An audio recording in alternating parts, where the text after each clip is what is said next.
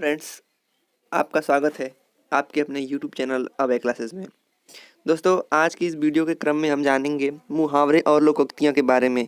ये वीडियो बनाने का मकसद ये है, अगर आप कक्षा 10, 11, 12 या फिर कोई ऐसे कॉम्पिटिटिव एग्ज़ाम के लिए आप अपनी प्रिपरेशन करना चाहते हो, तो उसके लिए ये वीडियो आपके लिए बहुत ही हेल्पफुल है। इसमें आपको जो मुहावरे और लोकोक्तियाँ मिलेंगी, आपके लिए बहुत ही सहायक होंगी। तो चलिए बिना देरी के वीडियो को स्टार्ट करते हैं। और यदि आप ऐसा ही वीडियो देखना चाहते हैं तो मेरे YouTube चैनल अभय क्लासेस को सब्सक्राइब कीजिए और बगल में बने बेल आइकन को भी प्रेस कीजिएगा, जिससे कि मेरी लेटेस्ट वीडियो आप तक सबसे पहले पहुंचे। इस वीडियो को देखते हैं, जिसमें दिया है कि मुहावरे और लोकोक्तियाँ।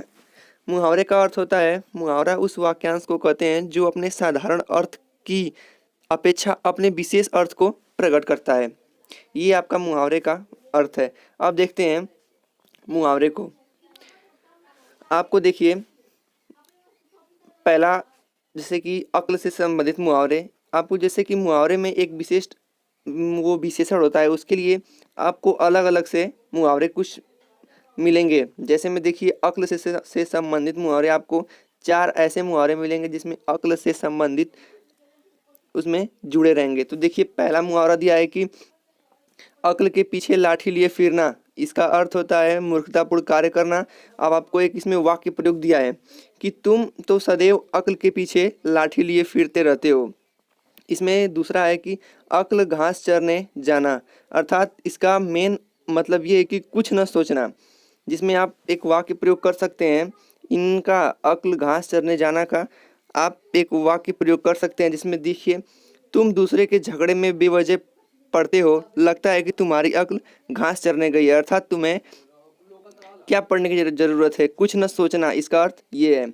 अब देखिए, दूसरा है, तीसरा नंबर में है आपका कि अक्ल पर पत्थर पड़ना है। फ्रेंड्स, आपको बता दें, जितना भी हम ये मुहावरे बताएंगे जिसमें कि अक्ल से संबंधित रहेंगे। फिर इसके बाद देखिए, आपको नेक्स्ट मिलेगा आँख से।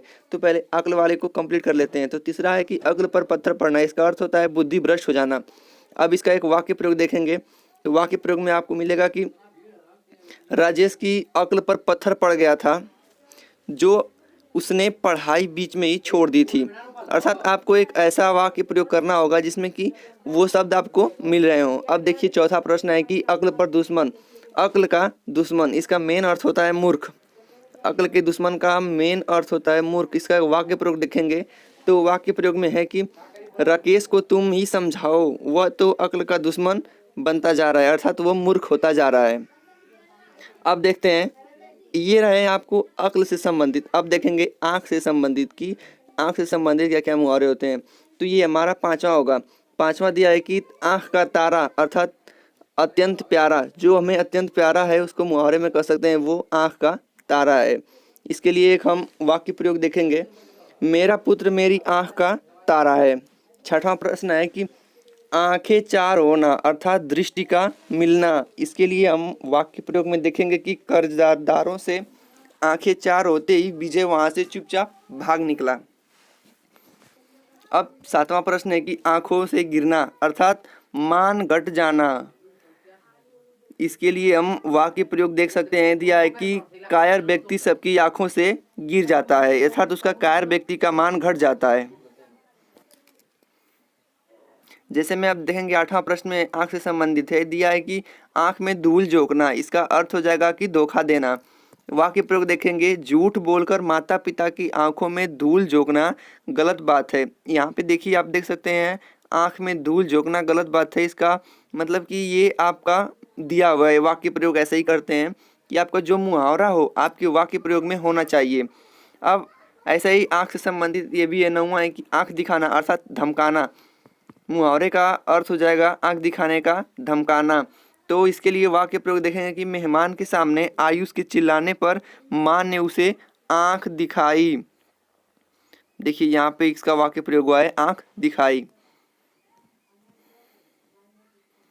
तो अभी तक हमने देखा अक्ल से संबंधित और आंख से संबंधित। अब देखने वाले हैं जो कान से संबंधित होगा। ये आपका संज्ञा से ऐसे होंगे जो इसी क्रम में आपको मिलेंगे। कान से संबंधित, आंख से और अक्ल से हमने देख लिया है। तो कान वाले देखेंगे कि कान से संबंधित किस प्रकार के मुहावरे वो दिए होते हैं। जैसे में 10वां प्रश्न में दिया है कि कान में तेल डालना अर्थात ध्यान न देना, इसका अर्थ हो जाएगा। अब इसी का एक वाक्य प्रयोग करेंगे जिसमें कि हमारा कान में तेल डालना आना चाहिए। तो देखिए वाक्य प्रयोग है कि सीरीन तो कान में तेल डालकर बैठी है, फिर मैं उसे कैसे समझा सकता हूँ, अर्थात वह ध्यान नहीं दे रही है बातों पे मेरी, इसका अर्थ ये हुआ। अब देखते हैं कि कान कटना अर्थात दूसरों से अच्छा काम करना। तो इसका वाक्य प्रयोग हो जाएगा, हरीश केवल 8 वर्ष का है किंतु गाना में अच्छे अच्छे के कान काटता है, अर्थात उनसे अच्छा काम करता है। तो इसके लिए एक वाक्य प्रयोग हो रहा है जिसमें कि कान काटना आपका आ रहा है। अब देखते हैं ऐसे ही 12 नंबर में कि कानो कान खबर न होना अर्थात गुप्त रहना। इसके लिए वाक्य प्रयोग है कि मुख्यमंत्री शहर में आए किंतु किसी को कानो कान खबर नहीं हुई। अब 13 नंबर में प्रश्न है कि कान पर जू न रेंगना, अर्थात इसका मेन मतलब हो जाएगा कि कोई असर न होना, इसलिए हम बोलते हैं कान पर जू नहीं रेंगना। इसका वाक्य प्रयोग हो जाएगा कि माँ बाप के समझाने पर भी रमेश के कान पर जू नहीं रेंगे। ये तो रहे कान से संबंधित। अब हम देखेंगे नाक से संबंधित मुहावरे को, जिसमें 14 नंबर में दिया है कि नाक रगड़ना अर्थात खुशामद करना, अर्थात किसी को खुश करना। इसका वाक्य प्रयोग देखेंगे तो उसकी तो हर एक के सामने नाक रगड़ने की आदत है। 15 प्रश्न है नाक कटना अर्थात प्रतिष्ठा या मर्यादा नष्ट हो जाना। इसके लिए वाक्य प्रयोग हो जाएगा कि तुम्हारे बुरे कार्यों के कारण इस परिवार के तो नाक ही कट गए। 16 नंबर प्रश्न दिया है कि नाक रख लेना अर्थात इज्जत बचाना। इसका वाक्य प्रयोग हो जाएगा कि मेरे पुत्र ने हाई स्कूल परीक्षा में अच्छे अंक प्राप्त करके परिवार की नाक रख ली, अर्थात इज्जत बचा ली। अब 17 नंबर में प्रश्न दिया है कि कान का बाल होना अर्थात अति प्रिय होना। तो इसका वाक्य प्रयोग हो जाएगा कि राम अपने भाइयों की नाक के बाल है, अर्थात वो अपने भाइयों के लिए अति प्रिय है। तो इसको वाक्य प्रयोग में इसको हम ऐसे रख सकते हैं।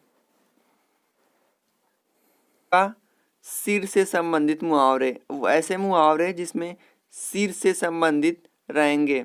तो देखिए हम देखते हैं 21 नंबर में सिर पीटना अर्थात पछताना। इसका वाक्य प्रयोग हो जाएगा अब सिर पीटने से क्या लाभ होगा, जो होना था सो हो गया। अब 22 नंबर में है कि सिर नीचा होना। इसका अर्थ हो जाएगा कि शर्मिंदा होना। इसका वाक्य प्रयोग करेंगे कि जीवन में कोई ऐसा काम मत करना जिससे कि सिर नीचा हो जाए। अब 23वें नंबर में प्रश्न है कि सिर की बाजी लगाना अर्थात मौत से न डरना। वाक्य प्रयोग देखेंगे तो वाक्य प्रयोग हो जाएगा कि देश की स्वतंत्रता के लिए स्वतंत्रता सेनानियों ने सिर की बाजी लगा दी थी।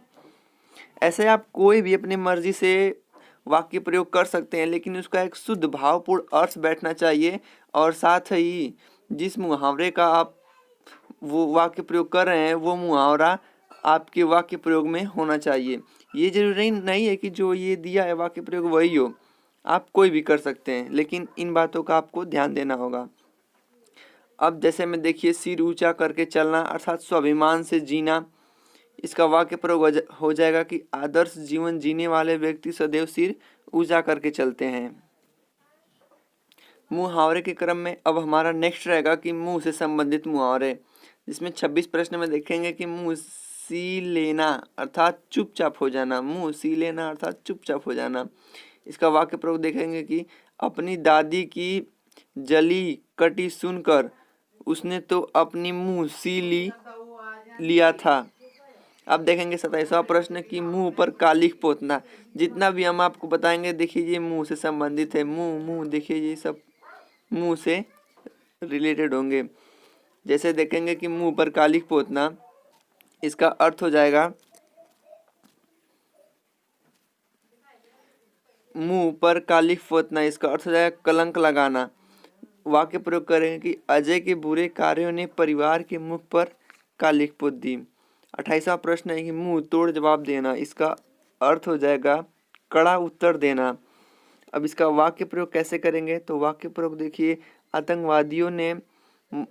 आतंकवादियों को मार गिरा कर सैनिकों ने आतंकवादियों की मुंह तोड़ जवाब दिया, अर्थात उनका कड़ा मुकाबला किया। 29 नंबर प्रश्न है कि मुंह में पानी भराना अर्थात लालच करना। इसका वाक्य प्रयोग होगा कि पेड़ पर पके आम को देखकर हरि के मुख में पानी भर आया।